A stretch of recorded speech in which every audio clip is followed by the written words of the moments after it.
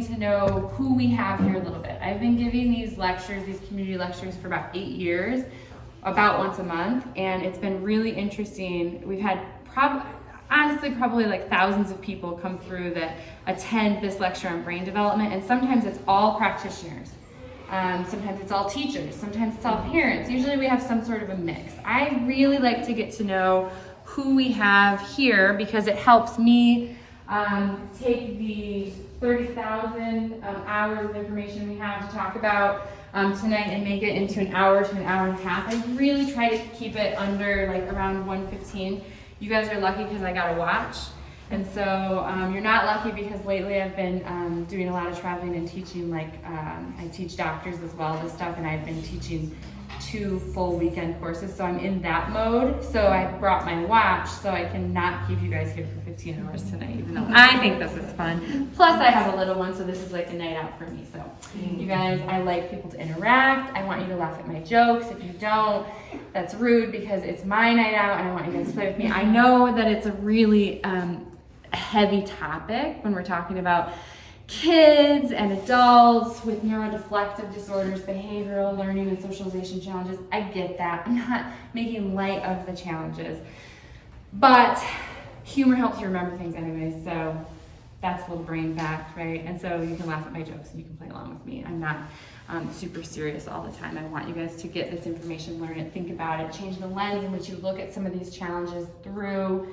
And if you leave here with one gem, one thing that helps you have a different lens in which to look at the challenges that you yourself, your spouse, somebody you work with, somebody you teach, a child that's in your practice, or your own child, if you have a different lens in which to see their challenges, whether a new clinical approach or a new avenue to explore, or a different way to advocate for them and understand their behaviors and connect with them, that's a win. That's a win that's well worth my time to be here away from my family.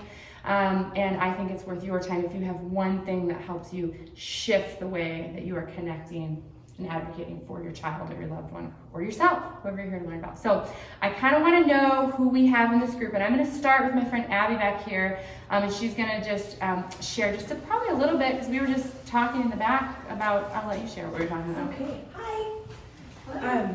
So just put you on the spot. Yeah. Hi, and not on the camera now too. Yay. So I was telling Amy when I got here that it was pretty much exactly a year ago that I came to this lecture for the first time. And I came as a mom because we were in a really rough spot at home with my son's behaviors, and we were literally on the verge of discussing whether or not my husband and I would need to be in 2 houses to protect our other 2 children, because we've often said our son would be great in a single family, single child home. And so my mom, that's what brought me here, but by trade, I'm a special education teacher. And so it was through my parenting journey that the idea of looking at behavior through the lens of the brain crossed my path. And it was pretty darn quick that I saw applications in my classroom as well. And so I had been on this journey of find more, how do we help our son, what do we do? Meanwhile, he's spinning out of control and we're hitting a point where we need help. So I saw this on Facebook after Amy and I met somewhere else, because Facebook's awesome. Sat in here, she started talking, and I was like, oh my gosh, somebody gets it, because I kind of been flying solo on this journey. But we learned many nuggets that night, and as our story continued, we were able to enroll our son in the program here, and that investment has changed it's like a 180 from where we were a year ago. Like, to stand here and go, wow, it was only a year ago that we were worried we were going to have to divide our family up, and to see the growth our son has made because we have partners that understand the journey, and just know when we come in and say this, they get it, has been so life-changing for our entire family. So whether or not you choose to go down that path doesn't really matter. You're going to learn something tonight that's going to make sense and resonate with your journey, I'm guessing, because you're here and the topic sounded interesting. Mm-hmm. But just know this is my night out too. Truly, I asked my husband for the night off work to come here, and it's our anniversary. Oh. because it means that much to me, and I'm kind of a nerd because this truly is a fun night out. So we did go to lunch earlier. We celebrated. So I love that, and I love you, and thank you. Likewise. I was just talking to Rebecca. I was like, "It's the year you came to this lecture. You're gonna speak for a minute." And she's like, "What?" Thank you, Abby. Okay, so she's amazing, and we're lucky to have her as a parent and as an educator in our community, which is really great. So thank you. Who do we have here tonight, and what topics are we interested in, so I can decide what to talk about tonight? Just kidding. I'm gonna talk about the same stuff, sort of. Do we have people, parents? Can I get hands raised? Okay. All right. Cool. Anybody here interested in learning more about traumatic brain injury? Okay. Yep. Very common, same course, little different clinical application. We look at the same things, the same concepts apply. Autism spectrum disorders, ADD, ADHD, learning challenges, sensory processing. See, you guys are noticing these are common points on similar spectrum. Get it? Okay. Practitioners. Yep. Teachers. Did I already ask that? Teachers. Okay, good. Okay, good. Any OTs in the house? Love that. No? Okay, not tonight. Okay, so I asked that because, like I said, there is a lot of information to talk about. And specifically when we get to the really fun stuff, which is what's on this board, which is what we're going to do, the portion of the lecture that we do on this board, there's specific scenarios and behaviors, and we call them neuro-deflective disorders that we can talk about specific to autism spectrum, ADD, ADHD, and so I just want to know where to spend the bulk of my time with that. So my name is Dr. Amy Spoelstra. I met most of you coming in. I have been in practice for about 13 years. I'm a pediatric and neuro-based chiropractor, just like Dr. Hannah here. Meaning we have postdoctorate training, a lot of postdoctorate training in pediatrics and neurology. And first of all, be honest, who's confused at why they're at a chiropractic office talking about behavioral learning socialization challenges? I would be like, what? Yeah. Here's why. Most people, when they think of chiropractic, what do you think about? Yeah, spinal adjustments, like really gentle? Yeah. Neck pain, back pain, racking and cracking, that kind of stuff, right? Okay, so that's the image we have. That's traditional chiropractic. That's what most people experience, or that's what most people think about when they think about chiropractic, right, Dr. Hannah? Right. Do we crack kids' necks? No, no, we do not. When you're talking about traditional chiropractic, the objectives of traditional chiropractic are to temporarily decrease muscle spasm, temporarily decrease pain, temporarily increase range of motion in the spine and the joints of the body. That's good. That's really good stuff. Do you want some water? You okay? Yeah, I'm gonna get some. So better you than me, right? Yeah. Yeah. So it's temporary. So we're looking at temporary relief of that stuff. That's good. Thank you, Dr. Hannah. Most of our friends and colleagues, no problem. Most of our friends and colleagues in this area that we are friends with and we refer to practice that way. That's more in the adult population. It's cool. That's good. What we're after, and really what chiropractic was founded on, was the neurology about the brain, the spinal cord, and the nerves, and the communication between the body, the organs, tissue, cells in the body, and also outside of the body, and how that information comes in through the nerves, into the spinal cord, up to the brain stem, into the brain processes, sends information down from the top of the brain to the midbrain to the bottom of the brain, down the spinal cord, and out. Okay? That's how the brain receives and sends information. In neurostructural corrective care, or neurostructural correction, in this type of chiropractic, neuro-based chiropractic, what we're interested in, which is how chiropractic was started, what we're interested in is that communication system. Hey, how well is the brain receiving and sending information from the outside of the body and from the outside of the body, right? In the body and out of the body. How's the brain being fed, processing, and sending information? Now, here's the thing. The skull protects your brain. If your kid falls down and hurts their head, their skull, are we concerned? Why? Because their brain's being. Because their brain's in there. That thing's important. That thing controls everything else, right? This bony structure is protecting that. Now, it turns out that when you like hit your head, it bleeds a lot, right? But we're concerned about that. Yeah, sure, we want to make sure it like stops bleeding, no pain, all that stuff. But what are we really concerned about? Concussion. We're concerned about a brain injury, concussion, right? Or worse. We're concerned about the integrity and function and health of the brain that lies underneath this bony structure called our skull. Guess what? The brain is no good if it's disconnected from the body, if it doesn't communicate efficiently and effectively with the body. I like to read those, it's like a guilty pleasure of mine, I've read the like Other Boleyn Girl like 30 times, and you know, this is a joke that you guys are, I'm telling you right now, so you guys can get ready to laugh, okay? So like, I love it. I read I know everything that happens, I read it over and over and all the different ones, but I like them. But in those books, they like, the head always gets cut off, right? How well does the body work if the head's cut off? Not very well, right? Well, here's the deal. If we have these little these bones, these structural shifts, particularly in the upper part of the neck, because there's a lot of neurology in the upper part of the neck. Like lots of receptors up here in these first couple bones, right below the skull. And if we have these little shifts, they're called neurostructural shifts or subluxations. If that happens, if they shift, not just they shift, they're made to move, right? They're supposed to move. But if they shift just out of position just a little bit and there's stress enough that they become stuck, and we have abnormal movement now at that area, what happens is it changes, it skews what we call the afferent input, the input being sent from out here to in here, and then that changes the way the brain perceives what's happening out here, and that changes the way the brain sends information out to the body.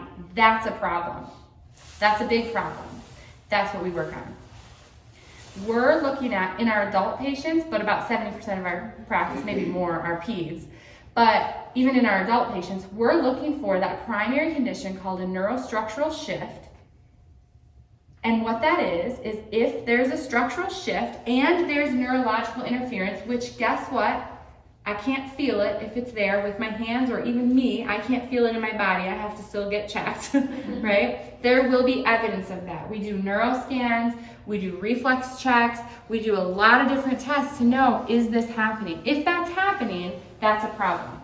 So what I encourage you guys, I'm asking you guys, we're all here, we're all taking our time to be here. This is a free night, happy to do it. But I'm asking you a favor. I'm asking you to take your kind of idea of what chiropractic is, not because you're wrong in any way, but it's because that's what you've been exposed to. Before I was a chiropractor and got into this, I thought chiropractic was that other way as well, and that was it. So I want you to just take that and leave it in the parking lot, and I want you to just understand what we're talking about is, hey, if we have this primary condition called a neurostructural shift or subluxation, that can change the way the brain receives information and processes, learns, grows, and sends information. That's why we have to start there. That's one piece of this puzzle. That's where that's the lens in which we're moving through about the chiropractic component of the rest of this talk. Okay? If you want to pick up that other belief system when you leave, even though I'm going to show you the science, if you want to go into the belief system, you can just pick it right up and go on with that. That's fine. There's nothing wrong with that. But for this topic, I want you to understand that when we're referring to chiropractic in this topic of brain development, we're talking about how the brain receives, processes, and sends information. And if we have a subluxation, we know that that's a response to stress, and that changes the way the brain receives information, and that can alter the way the brain moves through development. And we're going to talk about that a lot. Okay? Okay. So, just another one. We don't twist necks in this technique and in this neuro-based approach. We're really gentle, we're really specific, we don't adjust a whole bunch of segments, less is more, specificity is best. So there's a lot of reason that we're making a correction if we need to, and we're clinically sound and made the case for ourselves first, and that's what we train other doctors to do. You have to make the case for yourself first to know what you need to do. That goes for every approach everywhere. So my background is this is my family, by the way. That's my handsome husband. And our daughter Meela, who's 4.5. And I started Spoelstra Family Chiropractic however many years ago this year, 13, something like that.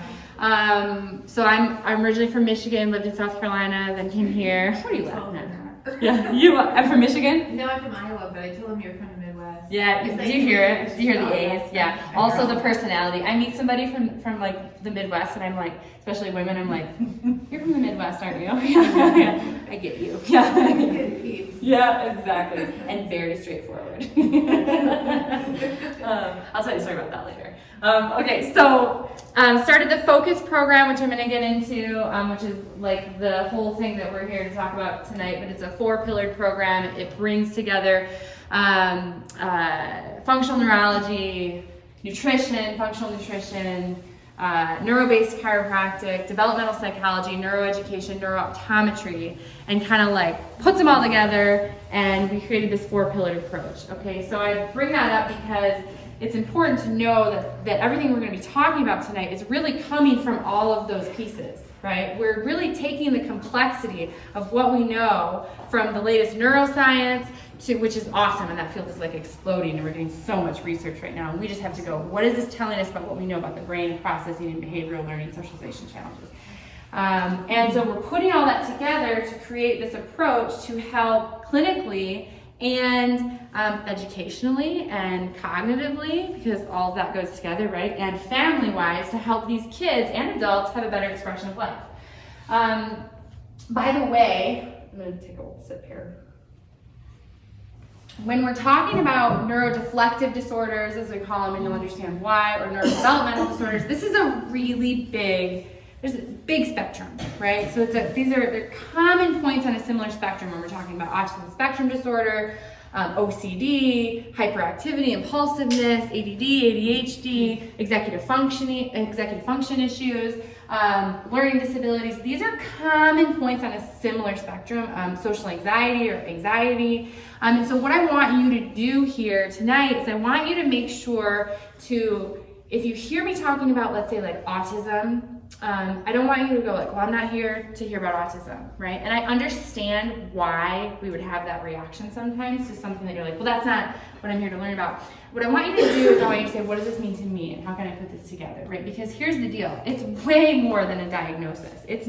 We aren't stuck on a diagnosis. That's deficit model stuff. We're interested in why are we having the challenges that we're having? What does it tell us about the brain? As opposed to how do we put this individual in a box to give them a diagnosis or a peg? Now, I'm not saying there's something wrong with that. I understand that it can open some doors sometimes. I'm not saying there's anything wrong with using other approaches, traditional therapeutic approaches. We work with a lot of other traditional therapists.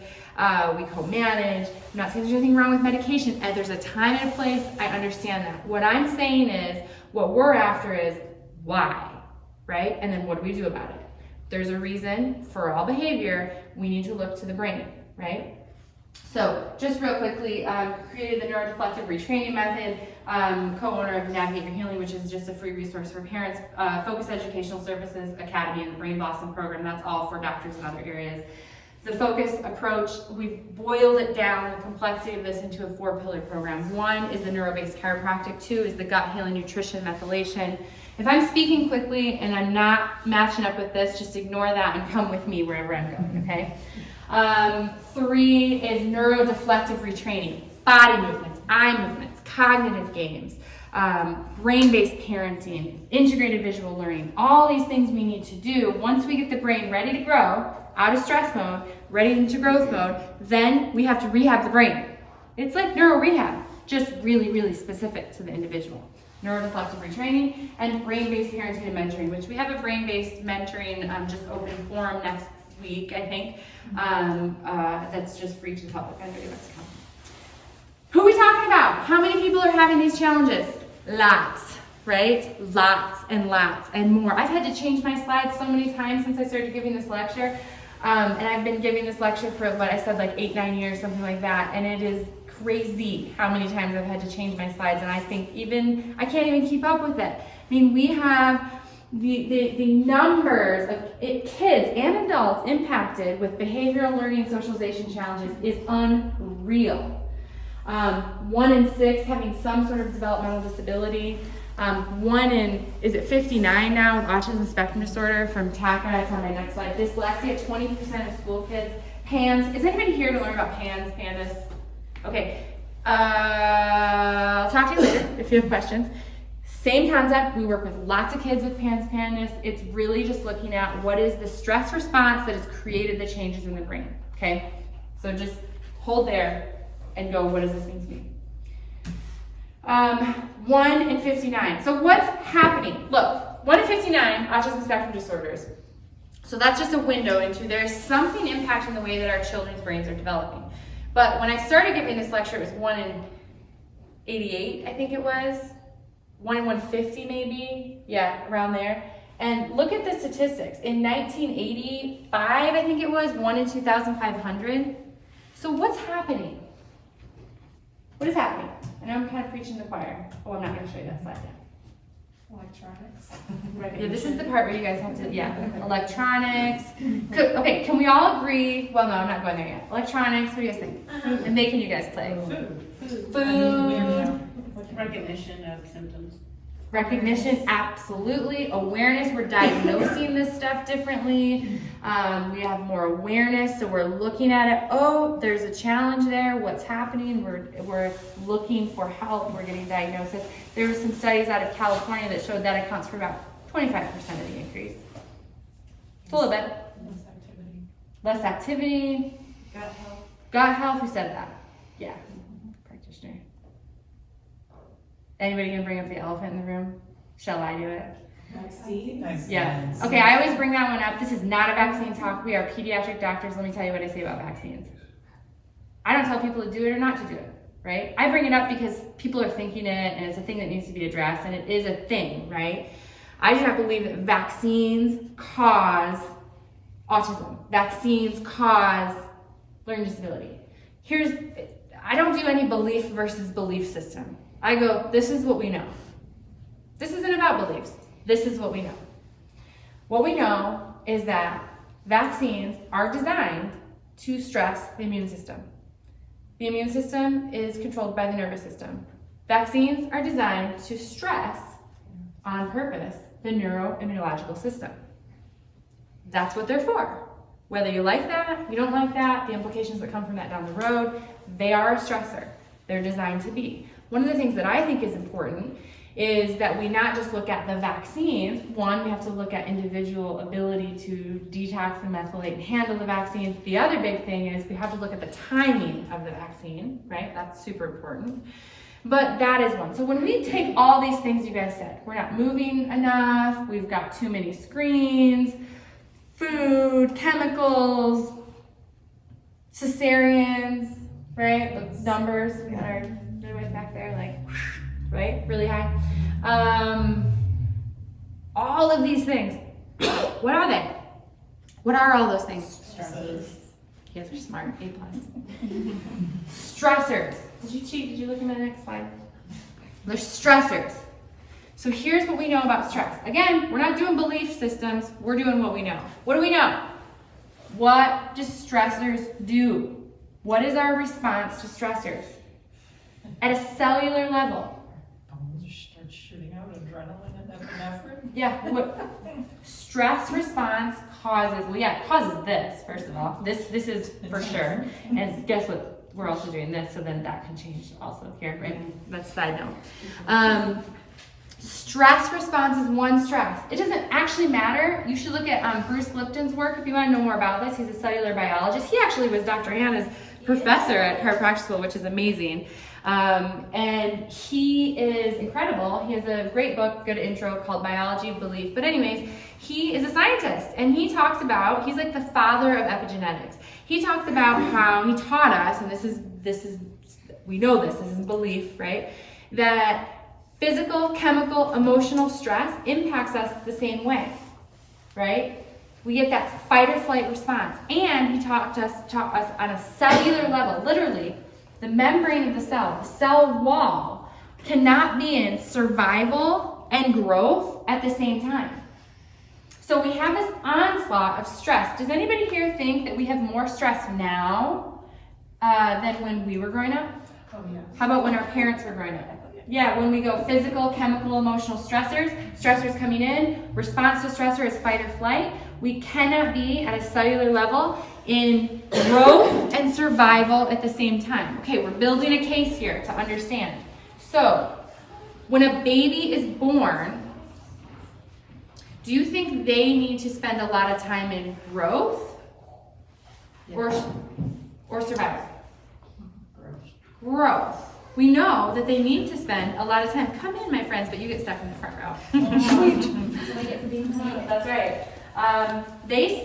We need them to spend a lot of time. I'm just gonna harass you so much in my examples. It's gonna be awesome. That's okay. I can tell you're gonna play right away. It's gonna be great. I can Most tell. of the time. I can already tell. Okay, so we know that when a baby is born, they need to go through explosive growth, right? Neurologically speaking. And then that guides neurologically, which guides physical, right?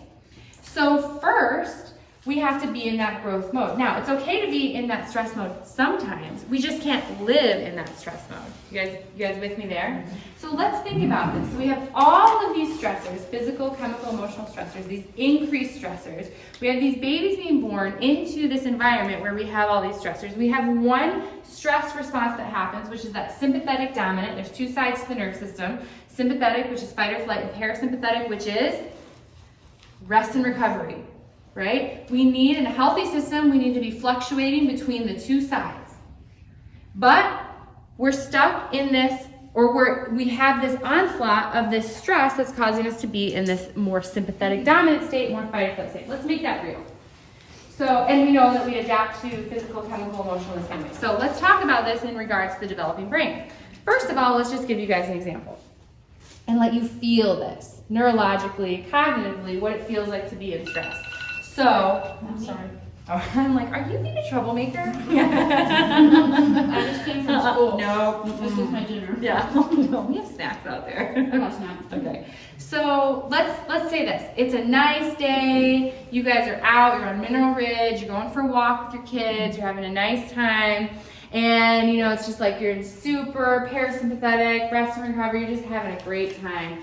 And then all of a sudden, a bear jumps out. Oh, run. Or something scary for North Idaho people. Like, I'm that's gonna scary hug for me. Yeah, you are gonna hug it. I've given this lecture all over the country, and it's like so funny when I get, like, I say the bear thing in Chicago, and they're like, what are you, they're like, I don't even know what you're talking about. And like, I say it here, and people are like, yeah, I would take a picture of it, or like hug it, or shoot it. I know animals that would make people run out of the house. Yeah, okay, so not that. Okay, so like, it's what's the scary one? A mountain lion, or it's a mountain lion one, bobcat, which one's bad? Not you, you'd hug them all. What? Yeah. Who knows the answer to this? This guy, he like, a moose. Yeah. Mama moose. Yeah, mama moose, yeah. I used to own that. What am I looking at? Oh my gosh, okay, definitely not you. So the rest of us here, besides this guy here, we're in the woods and something scary jumps out, and maybe for you it's like a person, I don't know. Just guessing, yeah. So what do? Maybe it's heights. I don't like heights. So we could go through an exercise if we had time, right? You could close your eyes. I could have you walk up to the edge of the top of the building. You could look down. I'm already like feeling something, right? So what do you feel? Panic. What do you feel inside? I see you back there, girl. I see you going like, you're feeling it inside. There's nothing. We're in a room. We're safe. Nothing's happening here. But there is a perceived emotional stress. You're having this neuro response, neurometabolic response of this fight or flight. This like, hey, I'm looking at you and I'm gonna ask you a question, like we're gonna do this, and you're getting this like stress response, right? Whatever it is that makes you nervous. And so you get this change. You have more activity in certain areas of your body, more blood flow, less blood flow to other areas. You have more blood flow and activity in your brain stem, less in your cortex. Now, we're in that scenario, whatever it is. For me, it's turbulence on the airplane, right? I hate flying, and I travel a lot, and I hate it. But like turbulence happens, and you could like ask me my name, and it would be like, I don't know, right? And so, so you're in that scenario, and you're in this fight or flight, and your posture changes because you're in protective mode. You're going to protect your organs. You're ready to fight or flight or freeze, right? And do you think that that's a good time to learn math? It's No. not because I learned anything. Right, to learn appropriate social skills or rules? No. Have a healthy neuroimmune response to fight off whatever virus we have that's scary anywhere, whatever it is. Do you think that's an efficient time? We're going to be most efficient at that time? No, because we're in stress mode, we're in fight or flight mode. We have more activity in our brainstem, less activity in our cortex. It's a totally appropriate response. The problem is, it's a fight, stress comes in, it's a fight or flight, sympathetic dominated response. The problem is if we have so much stress that we're stuck in this sympathetic dominant state, then we're in trouble. And we need to have growth. We already know we can't be in growth and survival simultaneously at the same time, so we've got problems. How about, anybody here married? I'm married like almost, I've been with my husband almost 17 years. Anybody had a debate with their spouse? Maybe a Never. heated one? No, Never. never. Me either. So when you're in that heated debate that you guys have never been in, have you, do you think that you make the best long-term decisions in that state? No? No. Are you like the most rational? No. She's No. right, I'm wrong. That's correct. That's weird. My house too, just like that, yeah. So it's because you're in your brainstem, more active in your brainstem because you're in sympathetic dominant state, and you're less active in your prefrontal cortex and your frontal lobe, which is where that reasoning, visualization, prediction of the future, seeing the future, and all that comes from.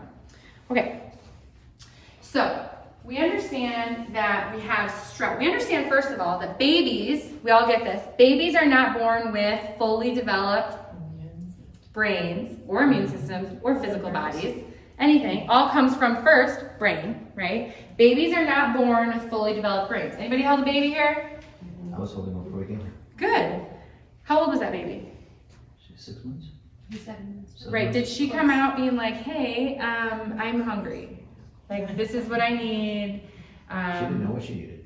She knew it. What did you She say? didn't know what she needed. Right, of course not. She doesn't have reasoning, just some activity in all the areas of her brain, but that's not the primary seat of function, right? The primary seat of function in newborns and early life is our brainstem. We have activity, we actually have like the same number of cells as we do later in life, it's just they're not very efficient. They're not very connected, and then we have to go through this like migration, we have to go through this pruning, so they start to get connected and the brain starts to develop. Here's what we know about brain development. We know we're not born with fully developed brains.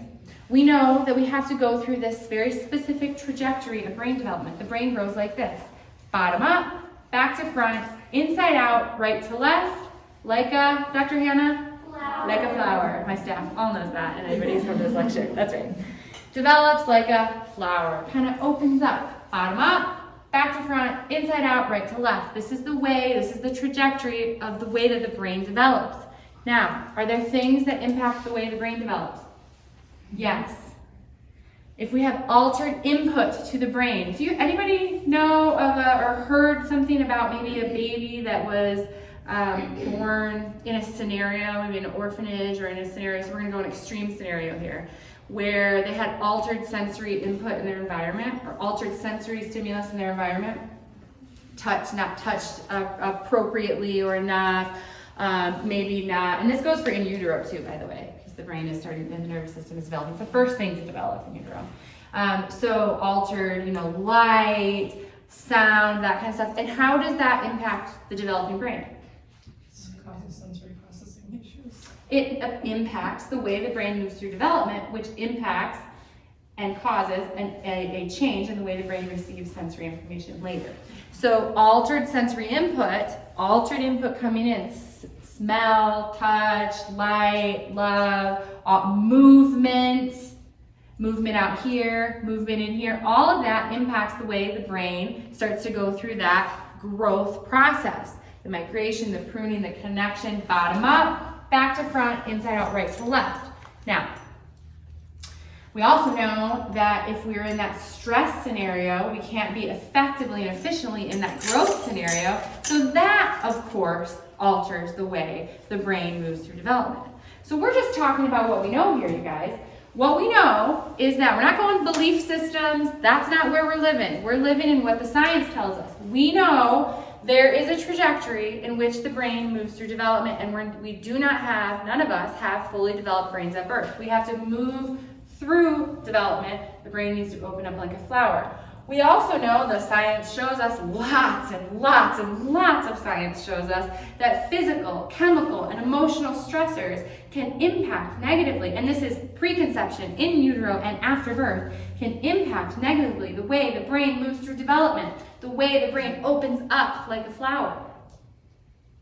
We also know that if we have altered neurogenesis or altered brain development, that changes the way we process our world. If we don't process our world in the most efficient way, from a whole brain way, that can create behavioral learning, socialization challenges, and we'll get into specifically that, but we're getting the 30,000 foot view of that right now. Here's what else we know. It's not just the brain moves through development in this certain way, bottom up, back to front, inside out, right to left. And oh my gosh, interesting, if there's stress, that causes the brain to have altered development. It's not just like I'm sort of around stress. No, it's the changes in the body. It's the adaptations that happen, the responses that happen, the neurometabolic changes that happen within the brain and the body that create the change in the way the brain moves through development. Do you guys follow me on that? Here are two very common responses or adaptations to stress. One, I already talked to you about, subluxation, neurostructural shifting. Think of these bones, particularly in the upper two bones of the spine, and the lower, actually, the sacrum, but the upper two bones of the spine. These things can shift. Think of it like a fuse blowing. Too much stress, I'm going to alter the input that goes to the brain. It's called disafferentation. It can change the input going to the brain because it's a stress response. Stress response, fuse blows, impacts the way the brain moves through development. Subluxation. The other one, super common, so we have to address it. Anybody guess? Gut. The gut, we can start to get a breakdown in the healthy lining of the gut.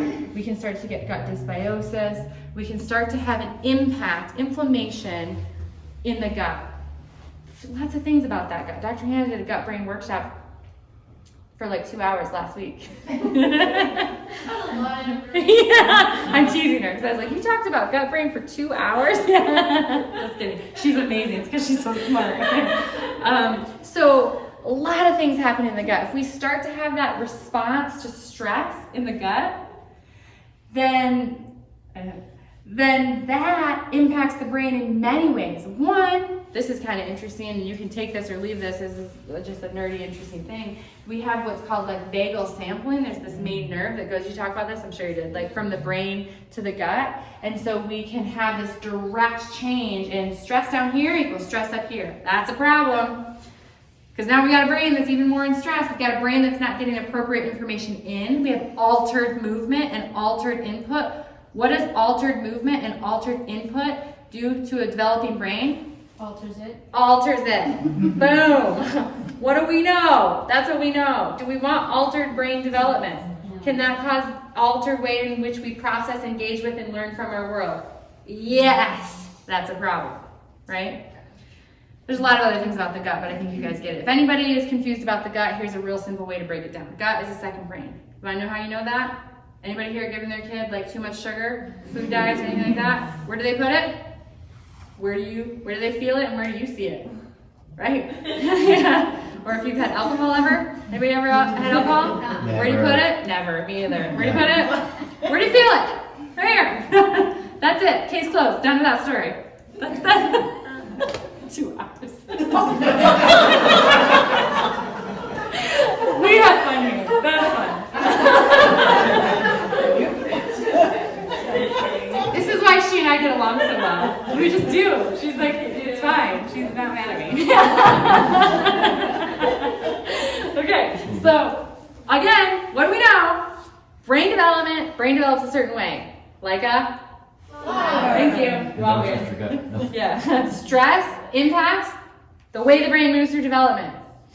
If we have an impact or a deflection in the way the brain moves through development, it changes the way we process, integrate in, learn from, respond to, all that stuff in our environment. That's a problem. We know the two big responses. Are there others? Yeah, but these are really big ones, and they're the most common ones, and we have to change them. I call this the clinical portion of the work, and it's tilling the soil. We have somebody that comes to us with a traumatic brain injury, anxiety challenge, learning disability, autism, whatever, a problem in the way that they're integrating with, engaging from, and learning from their world. We first have to get their brain in a scenario into growth mode, out of stress mode, out of inflammation mode. We have to do a bunch of testing to see, is that going on? And then we need to take them from there to till the soil, get the brain ready to be in growth mode. Then the other two pillars are, now let's do the neuro rehab. Now let's do the neuro-deflective retraining. Now let's connect with and advocate with and do the brain-based mentoring and parenting for this individual to heal that trajectory, to have a better expression of life. We're not treating the symptom. We're looking at the big picture. Got it? Got it. Lots of science to back all this up. Lots of it. Lots of it. I'm not going to go through it, but lots of it. If you want some, I can send you some. Here's one specifically about sensory motor integration, so changes in the way the brain is receiving sensory input, therefore having some sensory processing challenges because of a subluxation in the neck. Got a lot of fun stuff there. Okay, so if we want to really understand what the heck any of that we just talked about means, like in real life, in what you're seeing in your house, or challenges that you yourself are having, behavioral learning, socialization, challenges in some way, let's do this fun part over here. This is my favorite part. I told you guys that I'm used to teaching about a 24-hour courses to doctors now, and it is 50 minutes into this lecture, and I am like 1/20th of the way through. I'm just kidding. It's fine. I won't keep you guys here all that long, unless you want to be, but it's good I got my watch on. That's all I gotta say. Okay, so let's talk about that over here. So we already know the brain develops like a Flower. we know that there's this trajectory in the way that it moves through development. To understand what deflections or deviations in the way the brain is moved through development, what that actually looks like, and what does that mean for you on a daily basis, and what are you seeing, and what does that tell you about the brain? The first thing we should do is explore typical brain development. A typical healthy trajectory, uninterfered with brain development situation. So we get that babies are not born with fully developed brains. We get that their primary area of processing is in their brainstem. I'm not going to ask the midwife back here because that would be cheating. But how do babies process our world when they're first born? It's a touch. What do we look at? What do we want to make sure is intact to see that their brain is functioning in a way that tells us that they're healthy? It's a window to the brain.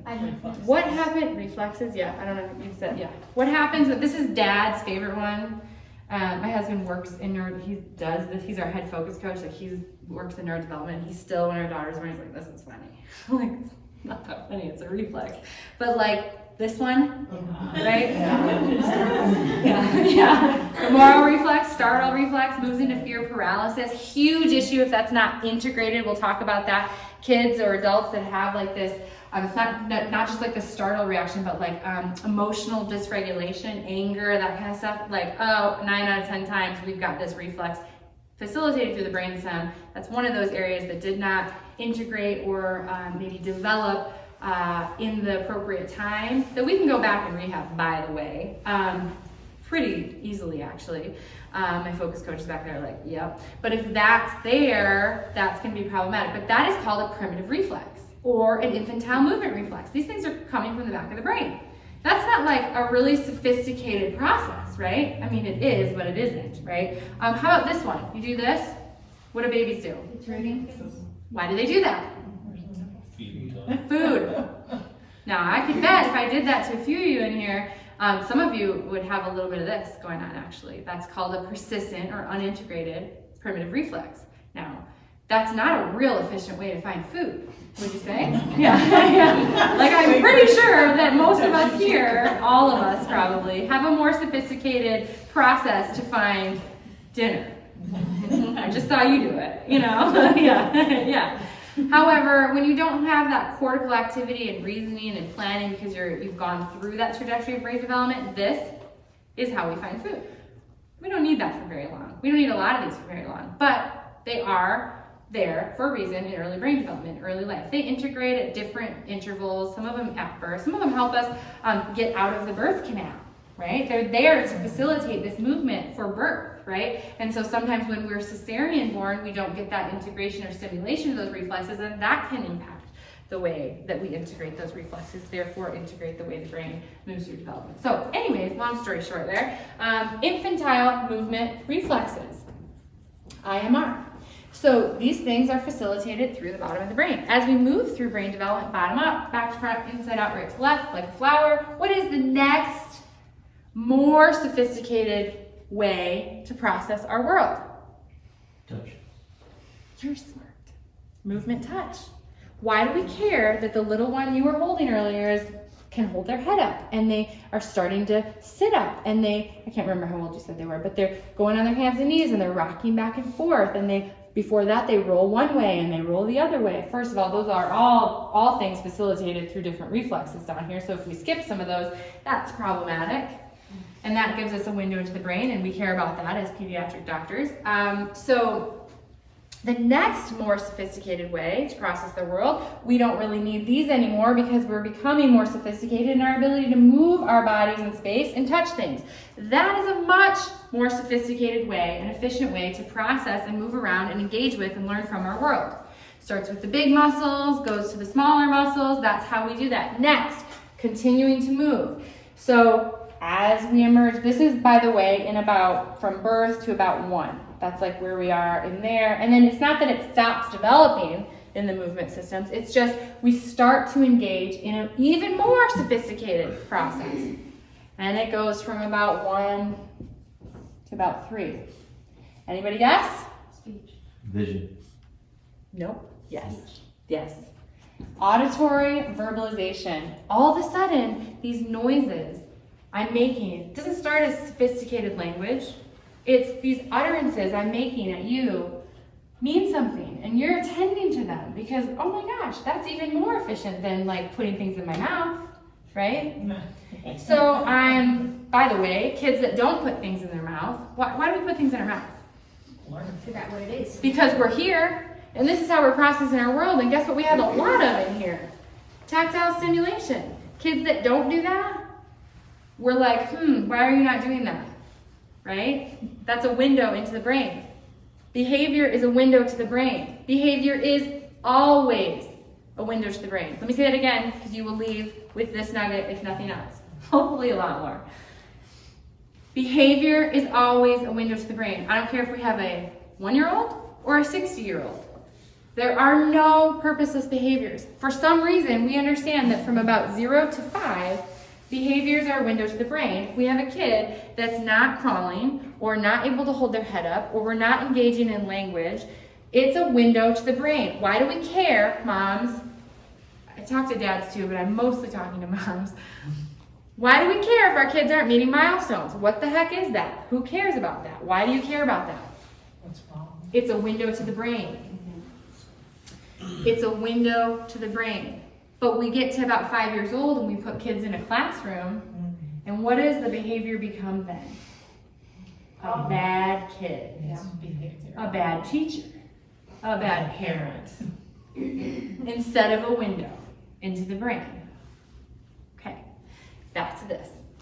Infantile movement reflexes, movement touch, auditory verbal. We're getting more sophisticated in our ability to process and engage in and learn from our world in healthy, typical trajectory of brain development. It doesn't start as expressive language, sophisticated language. It starts as utterances and we're making noises. Then it moves into, there's a whole, I'm teaching you 1 of 8 of the neuro hierarchies that we work on in this program and that we teach. And so the language hierarchy development first starts as gesturing, then receptive, like I understand what you're saying to me, then expressive. I am currently engaging in expressive language. You all are engaging in receptive language, okay? And then written, then reading. I'm sorry, I switched that. My focus coaches are like, you got that wrong. Reading, then written.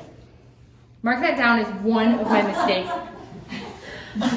Hey, All right. your mistake's less than mine was.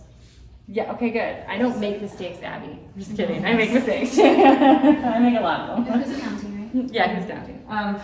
So we move then into, say it, you said it before, the most sophisticated way to process our world comes from the front of the brain. Sight. It is vision. It is visual processing. Here's the deal.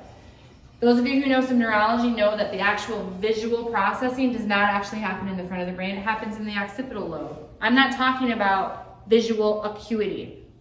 Do I need lenses? 20/20 vision. That's not what I'm talking about. Optic nerve. That's not what I'm talking about. What I'm talking about is the ability to process visually, to see and engage in our mind's eye. That's what I'm talking about. Of course, visual acuity, the way the vision comes in and we process that, lays a foundation, that sensory input that can alter the way that we move through development. But what we're talking about is the most efficient way to process our world as human beings. It's the gift we have, comes from the front of our brains, the big prefrontal cortex, frontal lobe that we have, and it gives us this ability to engage in. It's the seat of executive function. It's the seat of our mind's eye, our ability to see outside of here and now and see the future, see the past, right? So let me explain this with specific examples. This is, we've moved through development, we're operating in a whole brain way, whole brain perspective, I'm efficiently processing my world. We're not talking about deflections yet. Now let's talk about, oh, I didn't even tell you guys this story. I can't believe this. The thing that makes me most qualified to talk about this, how did I not talk about this, is the fact that I was raised in a family with a brother with some challenges. So my brother's 18 months older than me, so we're like best friends. We grew up like best friends. He beat the crap out of me growing up, of course, right? And my brother had behavioral, learning, anger, socialization, cognitive, lots of challenges. He had official diagnoses of dyslexia and ADHD. He would have had other diagnoses, oppositional defiance disorder, other diagnoses, they just weren't there at the time, right? My brother had major cognitive issues, like even later in life, and gut issues. He's doing amazing now. Usually I have a picture of him. He's married, has a kid, awesome, college graduate. He's a wonderful human being, and he loves that we share. This is our family's work, right? So this set the stage for my family because my brother was struggling. I was raised in a very traditional family, traditional, kind of American family, like food we ate, medical, it wasn't a holistic chiropractic family, like none of that, right? And my brother had all these challenges. My dad's an optometrist, my mom's a school teacher. And when my brother started having these challenges, for some reason, what were they told to do? Medicate him. And for some reason, what's that? I read a little bit about you online. Oh, is that online? I didn't know that. Good. They were told to medicate. And for some reason, my standard American family was like, I don't think so. And we weren't like not medicated. And I'm not judging medications. I get there's a time and place for that. But we were like on all kinds of antibiotics and like we did all the things. So I don't know what possessed my parents not to go down that road. But they, for some reason, were like, this isn't what we want to do. And so they started doing these other therapies and things like that. And one day my dad, the optometrist, was taking my brother to a tutoring appointment because he had dyslexia, deficit model. And just, that's that he was having challenges there. And he took him to this tutor, and the tutor was taking colored transparencies. So, some of you probably recognize this approach, and it's not a bad approach. It's called syntonics. It's actually great. And he was taking these colored transparencies, and what my dad was noticing was that certain colors were improving, like blue-green was improving, laying it over the words, was improving my brother's ability to integrate, process, and respond to this abstract symbol stuff, words. It was improving his ability to read, and certain colored transparencies, red, orange, were making it worse. And my dad was like, as he tells the story, I'm the light guy.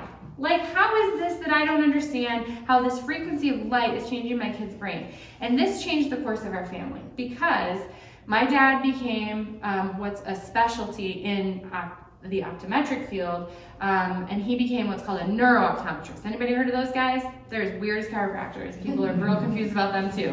Yeah. And so they have a few names: developmental optometrist, neuro-optometrist, and behavioral optometrist. We have a couple of them here. We work with them. Anyways, these guys say, look, we understand that the eyes are just the brain sticking out of the head, which is true. And we know that when we see abnormal movements of the eyes or changes in the way we use our eyes, that tells us a lot about the brain. In fact, it's a direct window into the brain. And so my dad became a leader in his field and made a massive contribution there. I grew up in the back of lecture halls, and my brother and I doing vision therapy and all this stuff, but I learned neurodevelopment at a really inappropriate young age, right? It was very, I look back now and I'm like, that was wrong, which is why we've added in the brain-based parenting piece of our work. I'm super thankful for it now, and I joke with my dad about this, but literally this, which we're gonna get back to now, and it's important that you know this story to see where this all ties together. This lecture here, this hierarchy here, in Michigan, we give our first lecture or speech in English class in 9th grade. I don't remember how old you are in 9th grade, but that's what we do. 14.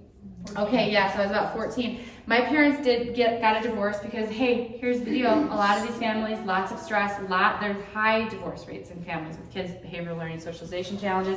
I happened to be visiting my dad the weekend before, sitting in the back of a lecture room. I was like, hey, Dad, I have to give a lecture tomorrow morning when he was driving me home. What am I going to talk about? Like tying my shoe, like volleyball? And he's like, brain development, obviously. And I did. This is the lecture I gave. So, which is, I thought was normal. It was not normal, and I know that now. Teacher was like, not normal. Yeah. Yeah, not normal. Is it true? Yeah. So I say that because you have to understand where all this stuff comes from. So let's just say my brother's name is Josh. Now let's say that we move through, let's just say for the fact, for this story, that I did in fact move through development pretty unscathed. We all have some deflections here and there, we all do. It's just a matter of how much it impacts our life and ability to engage. So let's say that I moved through development, my brain opened up pretty efficiently, and my brother's did not. There was something altering the way that his brain was moving through development. Come to find out later, massive gut issues, massive neurological issues, which then were later corrected by a team we put together after we spent about a month in the Cleveland Clinic, right? One being a really amazing chiropractor. It wasn't me, it was somebody else. But he doesn't live here. So let's just say there was something that impacted the way his brain moved through development. Now, let's say that my brother and I are kids, and I've moved through, let's say I'm 10, let's say I'm 5 and he's 7, we're in that age group, and his primary tool to process his world is through moving his body and touching things. Just because he's not there yet, that's another key thing. Just because we're not there does not mean the brain can't change. The brain can change at any age. Any age. How many adults do we have in this program right now? 5. Oh, 5. Okay, a lot. Yeah. That's a lot. How many people do we have in the program? 20? Like 5, 25, whatever, it doesn't matter. So movement, touch, and his other primary tool is auditory verbalization. Let's say my primary tool sits in the seat of visual processing. I use all this stuff, and my primary way to process is this. Let's say Josh and I both walk in this room. Tell me, who touches more things? Josh does? You guys think Josh? I knew you were in this. It's a trick question, wasn't it? What was Josh's behavior? Remember, behavior is a window to the brain. We use the tools that we have that are most efficient to process our world. His primary tools are movement, touch. He probably had some of this there too. We just didn't know about that then. Movement, touch, and auditory verbal. So he moved his body a lot and makes a lot of noises. That's what he does. That's how he engages with his world, which he looks pretty hyperactive, right? So that's a deflective behavior that tells us directly about what's going on in the brain and where his tools are. Not something to be squashed, something to be understood and used as a window to help us put the pieces together. So Josh's behavior is 100% appropriate for where he is in development and what his tools are that he has to process his world. Moving, Noises, that's where he's living. I'm not living there as much because I don't need those tools as much here. We both walk in this room. Josh's behavior is moving, touching, doing things. He's hyperactive, he's touching all the things. But I touched way more things because how did I do it? Visual. I did it with my eyes.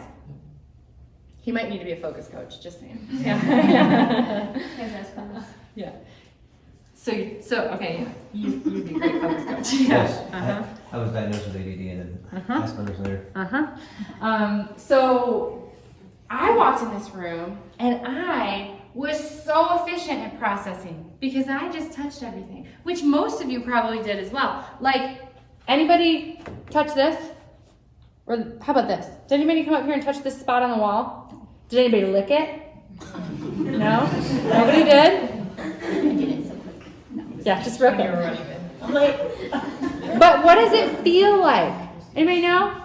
I know, I've got a direct eye contact with you now back there. I'm not gonna pick on you though. Feels like an orange peel It texture. looks like, yeah, so I mean, I don't know, is it fluffy? Is it, like, what do you know what it feels like, but you didn't touch it because you used a more efficient tool to process your world.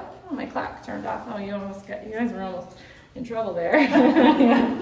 Right, so his behavior was driven by the tools that he has, which was driven by the way that his brain has moved through development and where he is, and he's not there yet. He's just not using the most efficient way to process, right? Got it? Okay, let's talk about this a little bit more. So, what if we took Josh at this age, whatever age, and his primary tools are moving around, touching things, and making noises, and let's say you're a teacher, right? Did you say? Oh, I thought you were a teacher. Who's a teacher? Yeah. Okay. Vicinity. Yeah. Let's say we sit him down because it's kindergarten and you got to sit because the demand is becoming bigger and bigger, sooner and sooner, which is not great. Demand increase, neurological readiness decrease, not good, right? But anyways, we take Josh, whatever, maybe he's in first grade, second grade, wherever it is, and we sit him in a chair. And we say, okay, we want you to sit down in this chair, and we want you to take these I'm gonna give it back to you, I promise.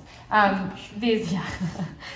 want you to sit down, stop moving, stop talking, stop making noises. So we took away its primary tools to process its world. Oh, and now I want you to take these really abstract symbols, and I want you to turn them into pictures in there, which you're not very good at because you're not there yet, by the way. And then I want you to either make your own abstract symbols to get that picture into my brain. What's that? Writing and reading. Or use language, expressive language, which we're not quite there yet, to be super sophisticated with that either, to take these abstract symbols and do this. What do you think Josh is going to do? He's gonna fall on the floor. Yes. He's getting in trouble a lot. Every kid is going to avoid. Every kid is going to avoid. You're going to avoid in different ways. So, like I said, this is a big topic. We're going to go over some general things that we see that are very common first. So my brother was pretty hyperactive. My brother was like, nope, and he's like, first of all, not doing well at this. So he's having a challenge, right? And he's moving a lot, and he's making friends, and he's doing this stuff, and he's like, and he's throwing pencils at the kids next to him, and he is being a bad kid, right? So he's being disruptive, he's hyperactive, he's moving around too much, he can't sit still in his seat, he's distracting the class, he's being a bad kid, right? He's trying, but like, my brother was pretty charismatic, and so like, everybody liked him, and the teachers were like, he's really sweet, but he is like a lot, There's only so much we can do with this kid, right? So then he's just not getting, also completely separate from that, he's not quite getting the reading and any of the academics, because that's what all that is, right? And so they're like completely separate. Weird that it pops up together. No, not separate.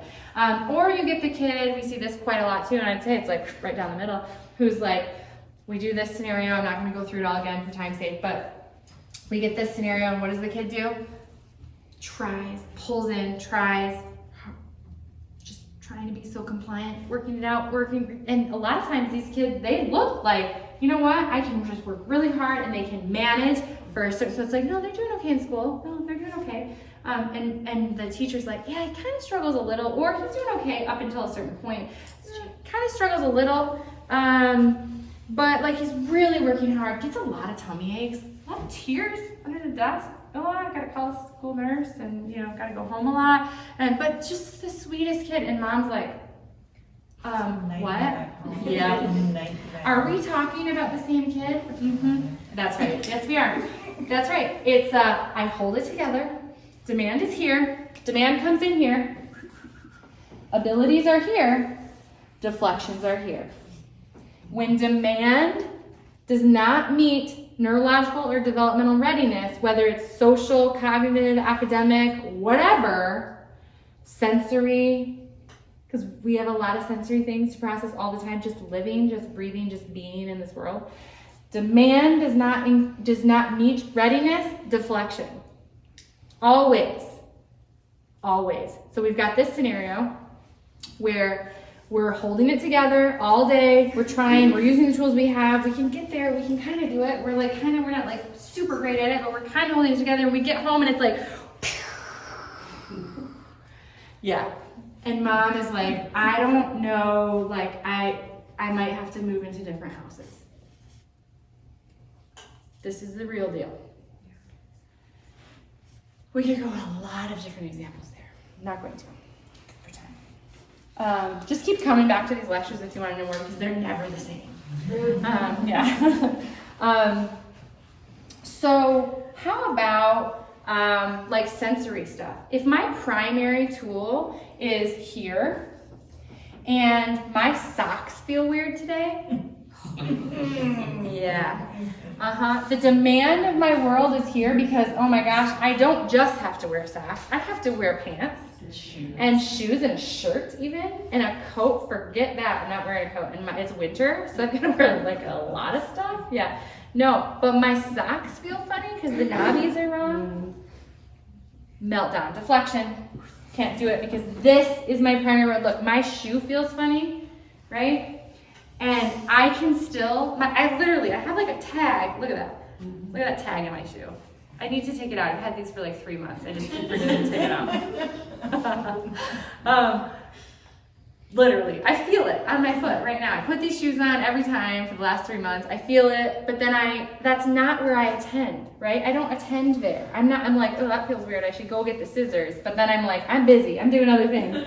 And so I never go get the scissors, but I can still operate. And I can still be talking to you, even though I've got the weird tag in my shoe, because this isn't my primary seat of attention. How about socialization? What if you have like all of them? Yeah, there's a reason.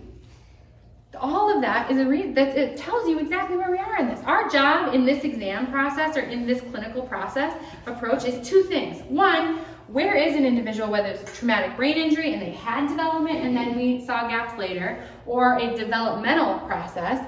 We have somebody with deflective disorders, behavioral, learning, socialization, anxiety, OCD, whatever. We need to understand, why are they engaging in this behavior? Where are they on this process? Step 1, our first objective in the exam is understanding where we are and looking at the developmental hierarchies. We have 8 of them. In the exam, we assess 2 of them. And then, are there clinical indications that they're stuck in that stress response and they have those 2 big responses to stress, because we have to deal with those first. We have to till the soil, then grow the brain. Fill the gaps. Got it? How about socialization? What if, are you okay with me to do? I usually don't even ask, I'm just going to. You're just really close. What if I just stood like right here? It's a little uncomfortable. What if I stood? You're uncomfortable. You're uncomfortable. Get closer to you. He's like, whatever. Yeah. What if I stood here? I'm not going to, but I'm gonna a little bit. Right? I am. What if I'm a chiropractor. I don't have a bubble. So. What if I stood here the whole rest of the lecture? How would you guys feel? She does not like it. She's like, back up, lady. Right, and how would I know that? Our actions. Our signals. Eventually, she might tell me, right? Right. But otherwise, it was, I noticed her movement, I noticed your giggling, I noticed everybody's like tension. He's like kind of leaning away, he's like, you're getting too close to me too, but not as much probably, huh? No. And so. I'm a person, I miss people's faces every day. I know. Yeah. I know that about you already. Yeah. I get it. I got you. So how did I know that? I knew that because I was engaged in really sophisticated nonverbal visual communication with all of you. You know what I'm saying? But what if I didn't have that ability? You know, socialization is a visual dance. It's a nonverbal activity. So what if I'm a kid or an adult who doesn't engage well because I'm not fully there and using my brain in the most efficient way? It doesn't mean that I don't have amazing skills. I'll bet you have them, I can already see, in other areas because I've gotten really, really good at my deflections and I've routinized them well, which is great and can cause challenges in other areas of life. But because I'm not efficiently functioning here, what if I'm the kid who's not, or adult, who's not picking up on that? Then, you know, the girls let's say in early development, I'm like hanging out with younger, you hear this all the time. Oh, how are we doing cognitively, like socially, friends-wise? Oh, good, lots of friends, yeah, Johnny has friends. I'm like, oh yeah, how old are they? Well, kind of younger than him. He's super good with babies, like real good with like younger, and like good with adults. Also, really good with adults. I'm like, yeah, how about his own age? Not so good. Yeah, they don't really want to hang with him. He doesn't really want to hang with them. And I'm like, right, because that requires this. The younger ones I can control. The older ones think I'm cute, right? Think my peculiar behaviors. You're an old soul. Right. Yeah, and that's great. I'm not saying that's bad, but it is a window. And it is a window to how we're using the brain, and it does create some challenges, right? So you guys get me on that. Hey, focus crew, any specific deflections you want me to go over because I just don't have tons of time. Did I hit some big ones? Okay. Okay, I just look, this is a stressor, this is technology in my body, which I struggled with for many years, but I have it now, and I just gotta tell you, it just told me I hit my movement goal. Just want to say that.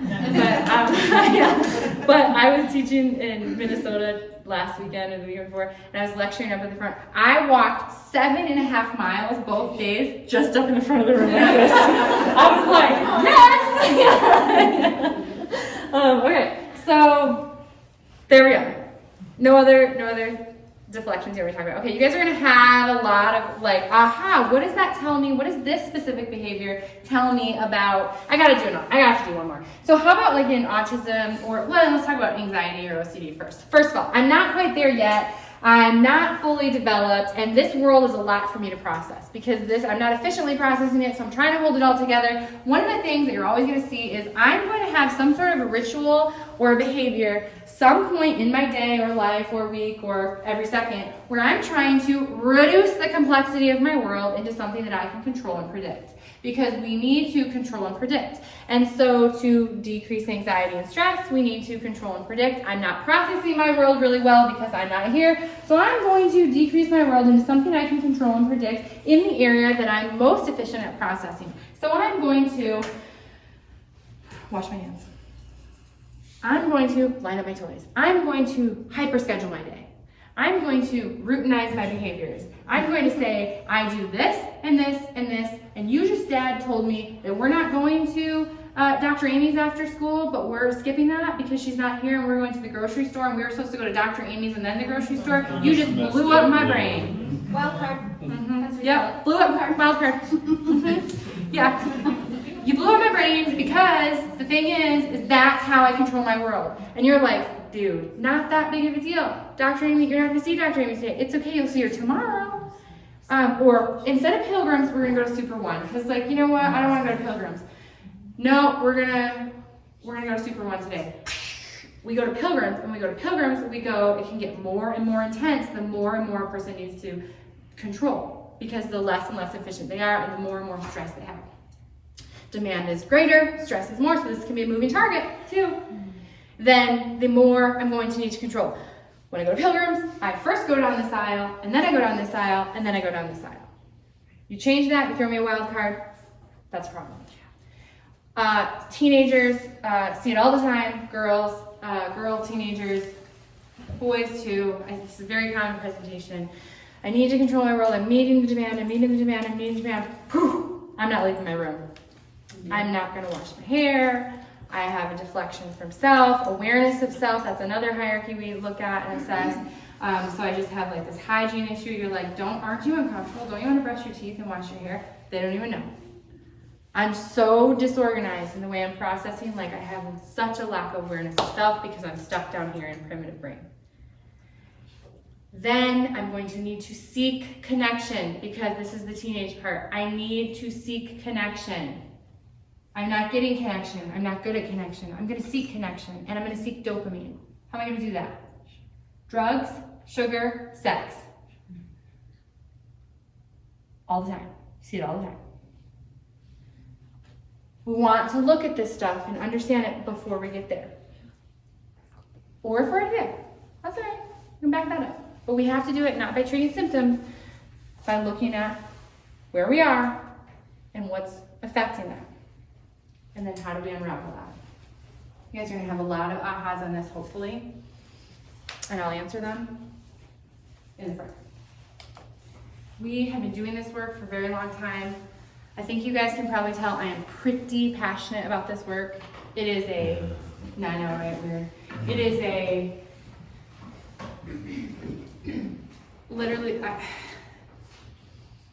I was talking with my team the other day, I think Hannah, Dr. Hannah, and we were saying, we literally every week, we sit back and go like, I cannot believe these results we're getting. Like, it's crazy. We've been doing it for a long time, but like, we'll get, we love these people we work with, and we see them having a better expression of life, and the results are ridiculous. We take statistics every 3 months. We've been doing this for over a decade. We have great statistics. Point is, these individuals are having a better expression of life. And I said to you, what if my brother didn't struggle? Like, to me, that's where I'm at in my career. I don't give nothing about what anybody thinks about this work that we're doing. People love it. We work with a lot of like the medical community around here. But I don't care. It is not about me. But what if my brother didn't struggle? What if my dad didn't go and go, what's happening with my kid? What if my family didn't have turmoil? I would not have been on this mission or inspired. My dad wouldn't have been, my brother wouldn't have been, my mom wouldn't have been. We wouldn't have suffered and struggled, and we did. But we also wouldn't have this purpose, and we do. And I'm thankful for that. And I'm thankful that I have individuals that are willing to say, let me see what I can do to help myself or my child or the people I work with have a better expression of life. I am so humbled and honored that I have doctors that want to do this and that are doing this around the country now. We have 14 certified doctors around the country doing this work. And we're on our way. We have 30 more coming in for certification so far this year. And it is really exciting work.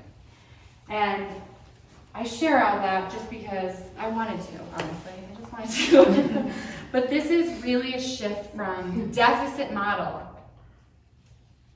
You, your kids, the kids you work with, they're more than a sum of their parts. They're more than their deflective behaviors. They have a path before them that is greater than being stuck in their challenges. They can integrate and engage in and learn from and connect with their world and people around them. They can. We just have to help understand where they are, what they're doing in there, and how do we fill the gaps. We work with kids, all these kids and adults, these were ones that were like given up on right here. Kaya has Angelman syndrome. I work with her mom. She lives in San Francisco. She was told that they were told with Angelman syndrome, anybody heard of Angelman syndrome? It's super rare. That it affects the way, it's a genetic mutation or a deletion that affects the way the brain moves through development. We said, hey, her brain is developing. I get it, that it impacts the way our brain moves through development, but what do we know? We know the brain is growing. We know we can impact that. We better get on this trajectory and make sure we're hitting all the spots appropriately. We've been working for about 2 years, and we give her exercise and we do that, and she gets adjusted. And she does all the things, but from there, Kaya was not supposed to walk and not supposed to talk. Kaya is almost completely walked. She's the same age as my daughter. She's almost walking on her own. She needs like one finger to walk now. I have a video in my doctor slides of her walking with her grandma's hand. And she's starting to have utterances and do this back and forth. It's not sophisticated language yet. This girl's gonna talk. She was given up on in the deficit model. She's also supposed to have seizures constantly, and she does not. This one has had 14 concussions. Cassidy Bones, anybody know her? Dr. Ryan Bones, he's a chiropractor in town. This is his wife. Love them, they're wonderful. She's in our focus program. She's doing incredible. She is an achiever, she is a businesswoman, she is a go-getter, she is intelligent, but she had some gaps, she had some vulnerability, and she had a bunch of concussions. And she lost almost her complete socialization and executive function, and she is kicking butt now. This one, autism spectrum, no longer has autism. Do we treat autism? No. We look at the big picture. Do a lot of the kids we work with have a diagnosis and then don't? Yep. This is Carter. They were completely isolated in their family. He was nonverbal at 3.5. They came here. We had to close all the lights. We were in a different office. Turn off all the lights, lay on our tummies to work with him, not direct eye, all these different things we had to do to work with him, which was totally fine. That's all part of what we do, is understanding where they are and how to connect and get the job done. He is completely mainstreamed in school now. He's in 4th grade now. He has no therapies, no services, none. His teacher sat, and the last time, like 8 weeks ago when I gave him this lecture, his teacher from 3rd grade sat here and she's like, what? And she recognized him. It's cool, that's really cool. I wish that happened for you all, because it's cool. This little dude, dad's a PT, was given up on by Shriners. He was adopted to spend his first 2 years of his life in an orphanage. They don't really know what was happening, had a bunch of mobility challenges, was given up on about 1.5 years ago by Shriners, said like, you should just get a wheelchair, he's not gonna walk. Oh, and his movement doesn't affect his brain and his learning and his behavior and whatnot. This is him now. He still uses like crutches sometimes. There's no wheelchair, it's not even in the picture.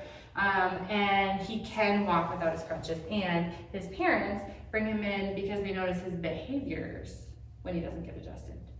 When he has aberrant movement in his spine, it changes the way his brain is being fed information about the outside body and outside world, which changes the way that his brain learns from, responds to, and engages with his world. Jackson Curry, kicking butt. Kicking butt, this kid. This is him playing water polo. This is a little bit slower here than that. This is him playing water polo with his brother. He like actually went, he would have had a diagnosis of autism, major huge aggression in his, couldn't leave the house, they were super isolated. He's about to graduate our program. His mom just did their survey, and we always say like, is it worse?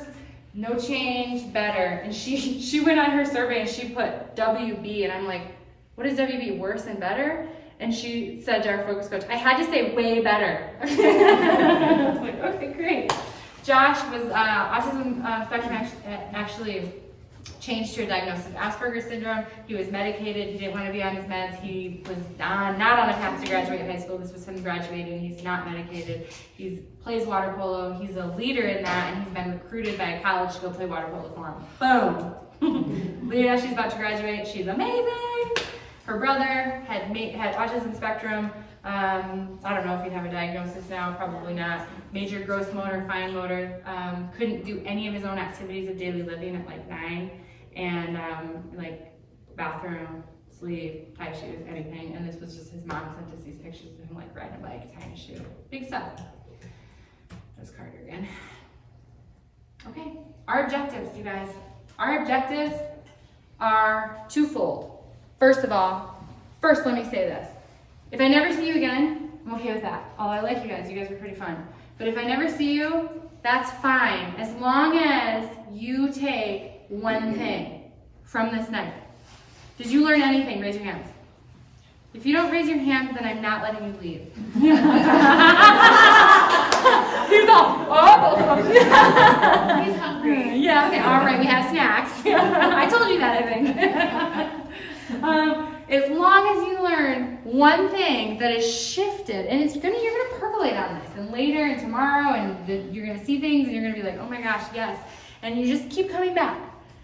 As long as you have one thing that's changed the way that you see yourself, your child, whoever is having challenges, whoever you're here to learn about. Win. That was a win. That was worth my time. It was worth your time, I think. So thank you for coming.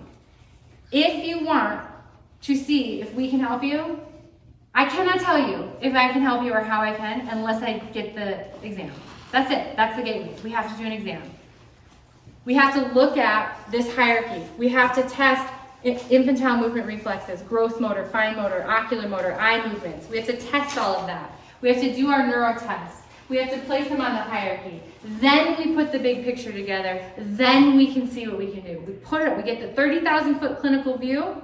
Then we pull down, what do we need to do? Do we need to get you somewhere else? Do we need to co-manage? Do we gotcha? Most of the time we've gotcha. Sometimes we have to work with some of our friends too. But we start there.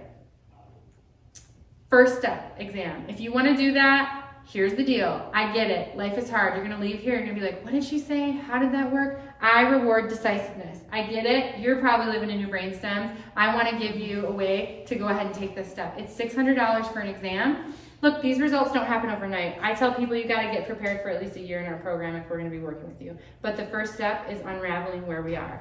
The exam is $600. We'll give it to you tonight for $500 if you want that. I will tell you we're on a wait list till about summer for the whole program, but we have intro to the program, which is the tilling the soil, the first two clinical pieces. So we do the exam, we start there. I didn't put their pictures up here. I have kids in intro to, you see my deflections. I have kids and adults in intro to focus right now, which is we do the exam and then we do the clinical portions, that we don't have to have them go into the whole one, even when there's room, because they're kicking butt, right? We have to change the way the brain is receiving input. We need to reduce the stress. Sometimes we give some things to do at home too. We have a brain blossom program we can access if we can't get and they need it right then and we can't get them into the full program because we're waitlisted. There are options. The only next step to know which options work are to do the exam. If you want it, go see who? Jill up at front. I will be in the front answering questions so you guys can go. It takes about a month to get all the appointments done. It takes about 4 appointments to get through the exam process. So get on there, get in there, schedule that with Jill. I'll be in front to answer questions. Thank you so much.